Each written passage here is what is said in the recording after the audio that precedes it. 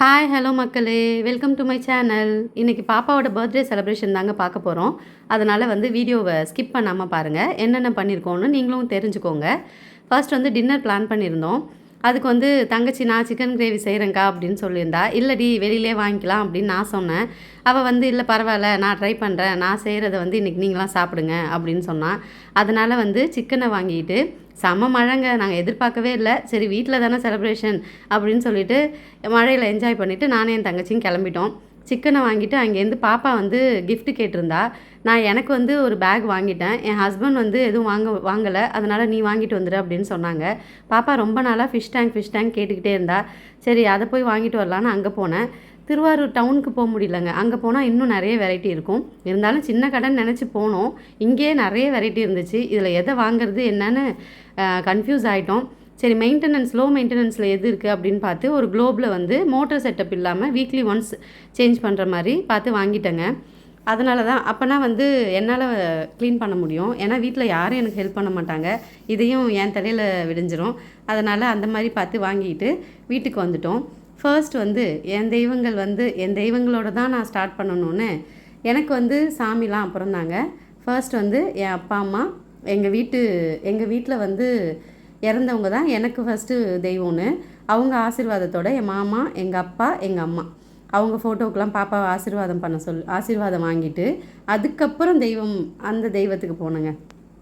சாமியாரெல்லாம் ready பண்ணி வச்சுருந்தேன். அப்புறம் இந்த தெய்வத்தை கும்பிட்டுட்டு ஆசீர்வாதம்லாம் வாங்கிட்டு எப்போதும் வீட்டில் எந்த சின்ன ஃபங்க்ஷன்னாலும் சாமி இடத்த ரெடி பண்ணிடுவேன்.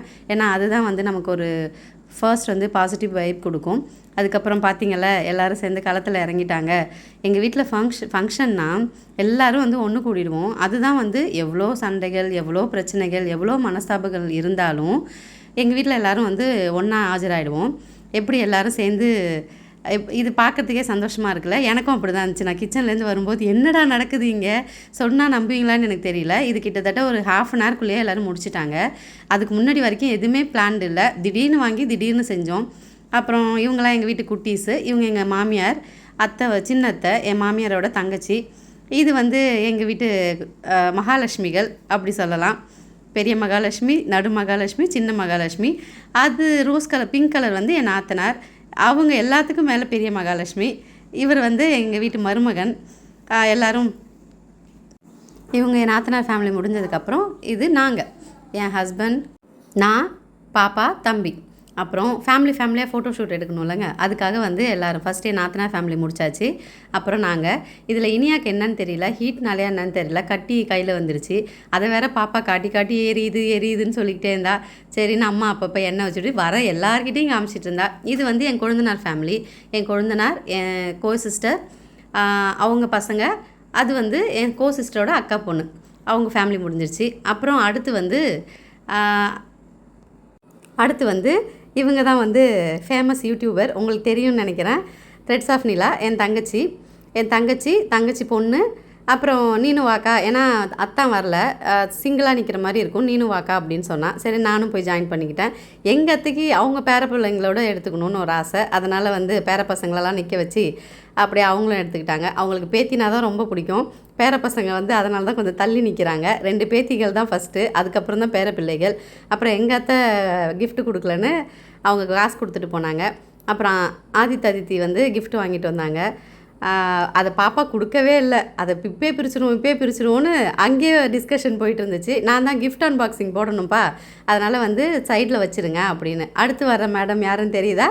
தென்சி பெரிய அக்கா. அவங்க கிஃப்ட் எடுத்துகிட்டு வந்தாங்க. அந்த கிஃப்ட்டை பிரிக்கிறதுலே இருந்தாலுங்க. சரி இருமா நான் அன்பாக்சிங் போடுவோம் அப்படின்னு சொல்லிவிட்டு தென்சிக்கிட்ட அடுத்து வாங்கினா. அதுக்கப்புறம் அதே டிஸ்கஷன் மறுபடியும் போவோம். ஃபஸ்ட்டு கிஃப்ட்டை காப்பாற்றுறதுலே பெரிய வேலையாக இருந்துச்சு. இது என் நாத்தனார் பசங்க, அவங்களும் கிஃப்ட் எடுத்துகிட்டு வந்தாங்க. அப்புறம் என் பொண்ணு அதை பிரிக்கிறதுலே தான் இருக்கா. அதனால் கேக் கட் பண்ணிவிடுவோம் ஃபஸ்ட்டு அப்படின்னு கேக் எடுத்துகிட்டு வச்சா இனியாவை பாருங்கள் எடுத்து நக்கிட்டு இருக்கா பாருங்கள். அது எல்லார் வீட்லேயும் பசங்க அப்படி தான் நினைக்கிறேன். கேக்கை வைக்கிறதுக்குள்ளேயே அதை எல்லா பசங்களும் டேஸ்ட் பண்ணி பார்த்துருவாங்க. அதுக்கு முன்னாடியே ஒரு வீடியோ எடுத்துடணும், ஃபோட்டோ எடுத்துடணும்னு பார்த்தா ஆகலை. அதில் பெரிய காமெடி பாருங்கள், என் கொழுந்தனார் அந்த பாப்பா பாயிண்ட் வந்தாங்க, அது வெடிக்கவே இல்லை. அப்புறம் கையில் கையால் அடித்து வெடிக்க வச்சோம். இதுவே பெரிய காமெடியாக போயிடுச்சு. வேறு என்ன பண்ணுறது, அப்புறம் அது அசிங்கமாக போயிடுச்சேன்னு நினச்சி அப்புறம் அதையும் வந்து பாசிட்டிவாக மாற்றிட்டோம். இப்படி கேக்கு செலிப்ரேஷன்லாம் ஒரு வழியாக நல்லபடியாக முடிஞ்சிடுச்சு.